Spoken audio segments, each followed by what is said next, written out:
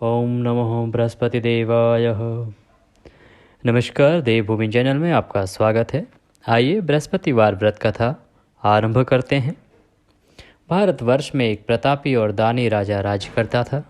वह नित्य गरीबों और ब्राह्मणों की सहायता किया करता था। बहुत अधिक दानवीर था। यह बात उसकी रानी को अच्छी नहीं लगती थी। वह ना ही गरीबों को दान देती, ना ही भगवान का पूजन करती थी और राजा को भी दान देने से मना किया करती थी।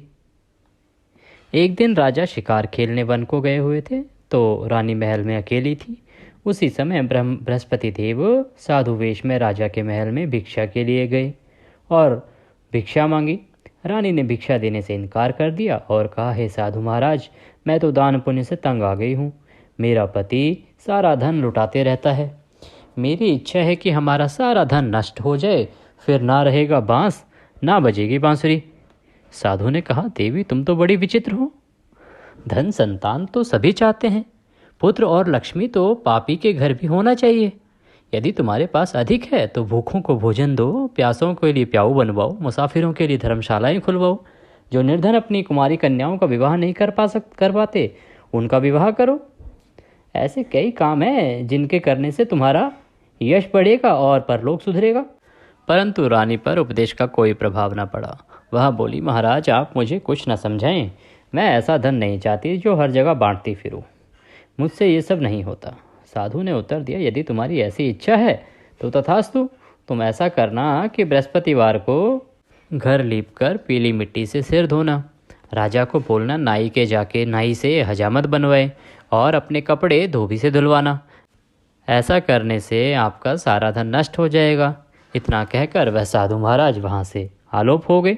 साधु के अनुसार कई बातों को पूरा करते हुए रानी को केवल 3 बृहस्पतिवार ही बीते थे कि उसकी समस्त धन संपत्ति नष्ट हो गई। भोजन के लिए राजा का परिवार तरसने लगा। तब एक दिन राजा ने रानी से बोला कि हे रानी, तुम यहीं रहो, मैं दूसरे देश को जाता हूँ, क्योंकि यहाँ पर सभी लोग मुझे जानते हैं, इसीलिए मैं कोई छोटा कार्य नहीं कर सकता। ऐसा कहकर राजा परदेश चला गया। वहाँ वह जंगल में लकड़ी काटता लाता और शहर में बेचता। इस तरह वह अपना जीवन व्यतीत करने लगा। इधर राजा के परदेश जाते ही रानी और दासी दुखी रहने लगी। एक बार जब रानी और दासी को 7 दिन तक बिना भोजन के रहना पड़ा तो रानी ने अपनी दासी से कहा, हे दासी, पास ही नगर में मेरी बहन रहती है। वह बड़ी धनवान है, तो उसके पास जा और कुछ ले आ, ताकि थोड़ी बहुत गुजर बसर हो जाए।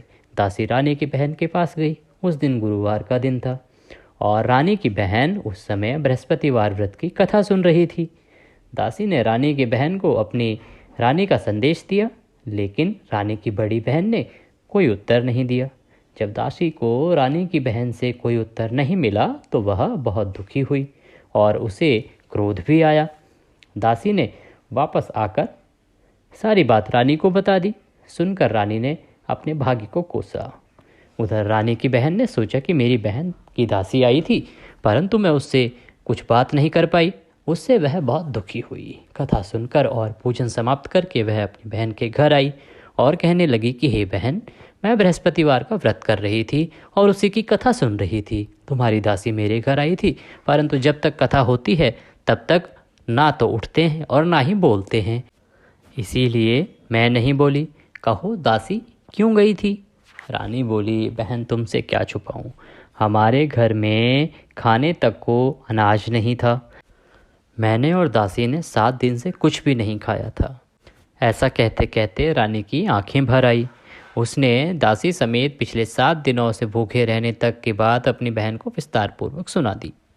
रानी की बहन बोली, देखो बहन, भगवान बृहस्पति देव सबकी मनोकामना को पूर्ण करते हैं। देखो शायद तुम्हारे घर में अनाज रखा हो।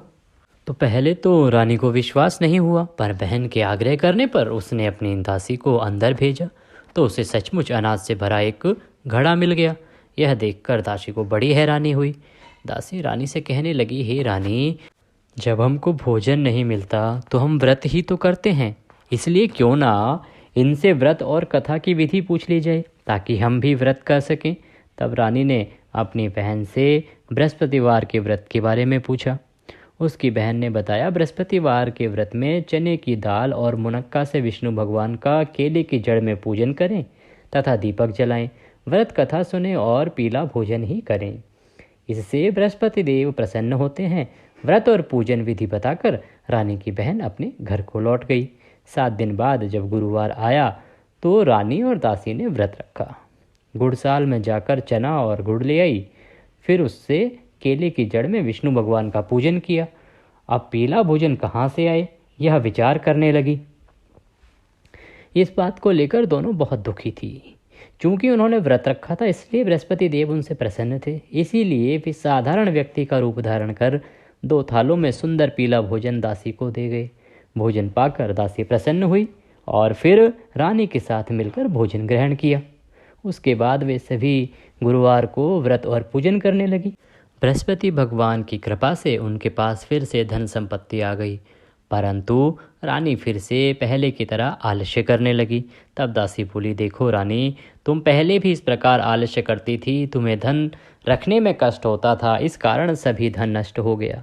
और अब जब भगवान बृहस्पति की कृपा से पुनः धन मिला है तो तुम्हें फिर आलस्य होता है। रानी को समझाते हुए दासी कहती है कि बड़ी मुसीबतों के बाद हमने यह धन पाया है, इसलिए हमें दान पुण्य करना चाहिए, भूखे मनुष्यों को भोजन कराना चाहिए और धन को शुभ कार्यों पे खर्च करना चाहिए, जिससे तुम्हारे कुल का यश बढ़ेगा, स्वर्ग की प्राप्ति होगी और पितृ प्रसन्न होंगे। दासी की बात मानकर रानी अपना धन शुभ कार्यों में खर्च करने लगी, जिससे पूरे नगर में उसका यश फैलने लगा। बृहस्पतिवार व्रत कथा के बाद श्रद्धा के साथ आरती की जानी चाहिए। इसके बाद प्रसाद बांटकर उसे ग्रहण करना चाहिए। एक दिन राजा दुखी होकर जंगल में एक पेड़ के नीचे आसन जमाकर बैठ गया। वह अपनी दशा को याद करके व्याकुल होने लगा। बृहस्पतिवार का दिन था। एकाएक उसने देखा कि निर्जन वन में एक साधु प्रकट हुआ। वह साधु वेश में स्वयं बृहस्पति देव थे। लकड़हारे के सामने आकर बोले, हे लकड़हारे, इस सुनसान जंगल में तू चिंता मग्न क्यों बैठा है? लकड़हारे ने दोनों हाथ जोड़कर प्रणाम किया। उत्तर दिया, महात्मा जी, आप सब कुछ जानते हैं, मैं क्या कहूँ। यह कहकर रोने लगा और साधु को अपनी आत्मकथा सुनाई। महात्मा जी ने कहा, तुम्हारी स्त्री ने बृहस्पति देव के दिन बृहस्पति भगवान का निरादर किया है, जिसके कारण रुष्ट होकर उन्होंने तुम्हारी यह दशा कर दी है। अब तुम चिंता को दूर करके मेरे कहने पर चलो तो तुम्हारे सब कष्ट दूर हो जाएंगे और भगवान पहले से भी अधिक संपत्ति देंगे। तुम बृहस्पति के दिन कथा किया करो। 2 पैसे के चने मुनक्का लाकर उसका प्रसाद बनाओ और शुद्ध जल से लोटे में शक्कर मिलाकर अमृत तैयार किया करो। कथा के पश्चात अपने सारे परिवार और सुनने वाले प्रेमियों से अमृत व प्रसाद बांटकर आप भी ग्रहण किया करो। ऐसा करने से भगवान तुम्हारी सब मनोकामनाएं पूरी करेंगे।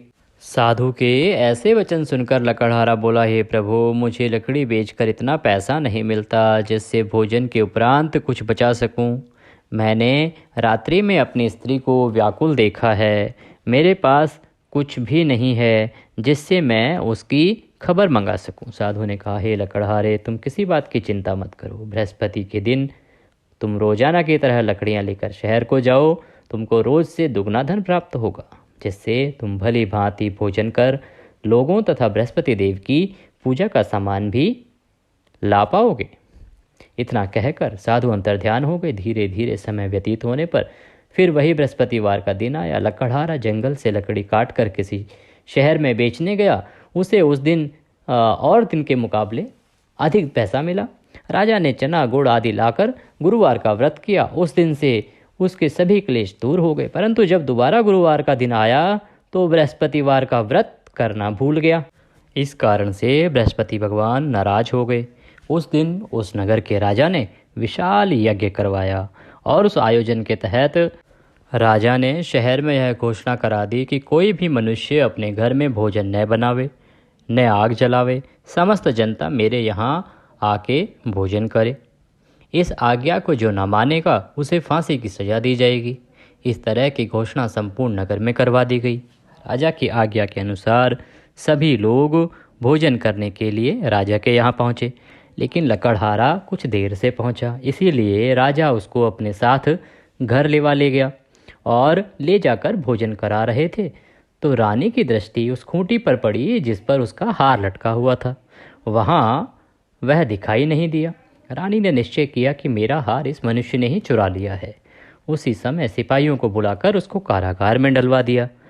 जब लकड़हारा कारागार में पड़ गया और बहुत दुखी होकर विचार करने लगा कि न जाने कौन से पूर्व जन्म के कर्म से मुझे यह दुख प्राप्त हुआ है, और उसी साधु को याद करने लगा जो कि जंगल में मिला था। उसी समय तत्काल बृहस्पति देव साधु के रूप में प्रकट हुए और उसकी दशा को देखकर कहने लगे, अरे मूर्ख, तूने बृहस्पति देव की कथा नहीं करी, इस कारण तुझे दुख प्राप्त हुआ है। अब चिंता मत कर, बृहस्पतिवार के दिन कारागार के दरवाजे पर 4 पैसे पड़े मिलेंगे, उनसे तू बृहस्पति देव की पूजा करना, तेरे सभी कष्ट दूर हो जाएंगे। बृहस्पति के दिन उसे 4 पैसे मिले। लकड़हारे ने कथा कही। उसी रात्रि को बृहस्पति देव ने उस नगर के राजा को स्वप्न में कहा, हे राजा, तुमने जिस आदमी को कारागार में बंद कर दिया है वह निर्दोष है, वह राजा है, उसे छोड़ देना। रानी का हार उसी खूंटी पर लटका है, अगर तू ऐसा नहीं करेगा तो मैं तेरे राज्य को नष्ट कर दूंगा। इस तरह रात्रि के स्वप्न को देखकर राजा प्रातःकाल उठा और खूंटी पर हार देखकर लकड़हारे को बुलाकर क्षमा मांगी तथा लकड़हारे को योग्य सुंदर वस्त्र आभूषण देकर विदा कर दिया। बृहस्पति देव की आज्ञा अनुसार लकड़हारा अपने नगर को चला गया। राजा जब अपने नगर के निकट पहुंचा तो उसे बड़ा आश्चर्य हुआ। नगर में पहले से अधिक बाग, तालाब, कुएं तथा बहुत सी धर्मशाला, मंदिर आदि बने हुए हैं। राजा ने पूछा कि यह किसका बाग और धर्मशाला है। तब नगर के सब लोग कहने लगे, यह सब रानी और बांदी के हैं। तो राजा को आश्चर्य हुआ और गुस्सा भी आया। जब रानी ने यह खबर सुनी कि राजा आ रहे हैं तो उन्होंने बांदी से कहा कि हे दासी, देख, राजा हमको कितनी बुरी हालत में छोड़ गए थे, हमारी ऐसी हालत देखकर वह लौट ना जाए, इसीलिए तू दरवाजे पर खड़ी हो जा। आज्ञा अनुसार दासी दरवाजे पर खड़ी हो गई। राजा आए तो उन्हें अपने साथ लिवा लाई। तब राजा ने क्रोध करके अपनी रानी से पूछा कि यह धन तुम्हें कैसे प्राप्त हुआ है। तब उन्होंने कहा, हमें यह सब धन बृहस्पति देव के इस व्रत प्रभाव से प्राप्त हुआ है। राजा ने निश्चय किया कि 7 रोज बाद तो सभी बृहस्पति देव का पूजन करते हैं, परंतु मैं प्रतिदिन और दिन में 3 बार कहानी तथा रोज व्रत किया करूँगा। अब हर समय राजा के दुपट्टे में चने की दाल बंधी रहती तथा दिन में 3 बार कहानी कहता। एक रोज राजा ने विचार किया कि चलो अपनी बहन के यहाँ हो आएं। इस तरह निश्चय कर राजा घोड़े पर सवार हो अपनी बहन के यहाँ को चलने लगा। मार्ग में उसने देखा कि कुछ आदमी एक मुर्दे को लिए जा रहे हैं। उन्हें रोककर राजा ने कहा, अरे भाइयों, मेरी बृहस्पति देव की कथा सुन लो। वे बोले, लो, हमारा तो आदमी मर गया है, इसको अपनी कथा की पड़ी है। परंतु कुछ आदमी बोले, अच्छा कहो, हम तुम्हारी कथा भी सुनेंगे। राजा ने दाल निकाली और जब कथा आधी हुई थी कि मुर्दा हिलने लग गया, और जब कथा समाप्त हो गई तो वह मृत व्यक्ति राम राम करके उठकर खड़ा हो गया। आगे मार्ग में उसे एक किसान खेत में हल चलाता हुआ मिला। राजा ने उसे देख और उससे बोले, अरे भैया, तुम मेरी बृहस्पतिवार की कथा सुन लो। किसान बोला, जब तक मैं तेरी कथा सुनूंगा तब तक 4 हरैया जोत लूँगा, जा अपनी कथा किसी और को सुनाना। इस तरह राजा आगे चलने लगा। राजा के हटते ही बैल पछाड़ खाकर गिर गए तथा किसान के पेट में बड़ी जोर का दर्द होने लगा। उस समय उसकी माँ रोटी लेकर आई। उसने जब यह देखा तो अपने पुत्र से सब हाल पूछा और बेटे ने सभी हाल कह दिया। तो बुढ़िया दौड़ी दौड़ी उस घुड़सवार के पास गई और उससे बोली कि मैं तेरी कथा सुनूंगी, तू अपनी कथा मेरे खेत पर चलकर कहना। राजा ने बुढ़िया के खेत पे जाकर कथा कही, जिसके सुनते ही वह बैल उठकर खड़े हुए तथा किसान के पेट का दर्द भी बंद हो गया। राजा अपनी बहन के घर पहुंचा। बहन ने भाई की खूब मेहमानी की। दूसरे रोज प्रातःकाल राजा जगा तो वह देखने लगा कि सब लोग भोजन कर रहे हैं। राजा ने अपनी बहन से कहा, ऐसा कोई मनुष्य है जिसने भोजन नहीं किया हो, मेरी बृहस्पतिवार की कथा सुन ले। बहन बोली, हे भैया, यह देश ऐसा ही है, पहले यहाँ लोग भोजन करते हैं, बाद में अन्य काम करते हैं। अगर कोई पड़ोस में हो तो देखाऊं। वह ऐसा कहकर देखने चली गई, परंतु उसे ऐसा कोई व्यक्ति नहीं मिला जिसने भोजन न किया हो। अतः वह एक कुम्हार के घर गई जिसका लड़का बीमार था। उसे मालूम हुआ कि उसके यहाँ 3 रोज से किसी ने भोजन नहीं किया है। रानी ने अपने भाई की कथा सुनने के लिए कुम्हार से कहा। वह तैयार हो गया। राजा ने जाकर बृहस्पतिवार की कथा कही, जिसको सुनकर उसका लड़का ठीक हो गया। अब तो राजा की प्रशंसा होने लगी। एक रोज राजा ने अपनी बहन से कहा कि हे बहन, हम अपने घर को जाएंगे, तुम भी तैयार हो जाओ। राजा की बहन अपनी सास के पास गई और जाकर कहा। सास ने कहा, हाँ चली जा, परंतु अपने लड़कों को मत लेके जाना, क्योंकि तेरे भाई के कोई औलाद नहीं है। बहन ने अपने भैया से कहा कि भैया मैं तो चलूँगी, पर कोई बालक नहीं जाएगा। राजा बोला, जब कोई बालक नहीं चलेगा तब तू ही क्या करेगी। बड़े दुखी मन से राजा अपने नगर को लौट गया। राजा ने अपनी रानी से कहा, हम निर्वंशी हैं, हमारा मुंह देखने का धर्म नहीं है। इस प्रकार परेशान राजा ने कुछ भी भोजन आदि नहीं किया। रानी बोली, हे प्रभु, बृहस्पति देव ने हमें सब कुछ दिया है, वह हमें औलाद अवश्य देंगे।